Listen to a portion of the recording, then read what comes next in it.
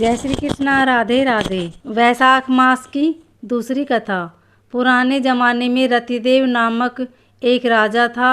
उसके राज्य में एक ब्राह्मण रहता था जिसका नाम था धर्मकेतु। धर्मकेतु की दो पत्नियां थीं। एक का नाम था सुशीला और दूसरी का नाम चंचला था। दोनों पत्नियों के विचारों एवं व्यवहारों में बहुत अंतर था। सुशीला धार्मिक वृत्ति की थी और व्रत उपवास पूजा अर्चना करती रहती थी।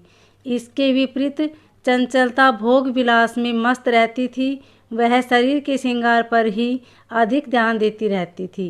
किसी व्रत उपवास या पूजा अर्चना से उसका कोई लेना देना नहीं। कुछ दिनों बाद धर्मकेतु की दोनों पत्नियों की संतान हुई। सुशीला की पुत्री हुई और चंचलता ने एक पुत्र को जन्म दिया।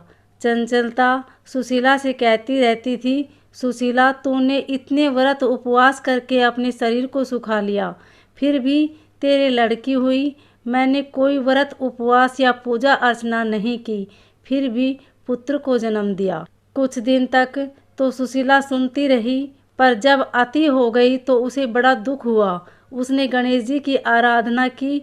गणेश जी प्रसन्न हुए तो उनकी कृपा से सुशीला की पुत्री के मुंह से बहुमूल्य मोती मूंगे निकलने लगे। एक रूपवान पुत्र को भी उसने जन्म दिया।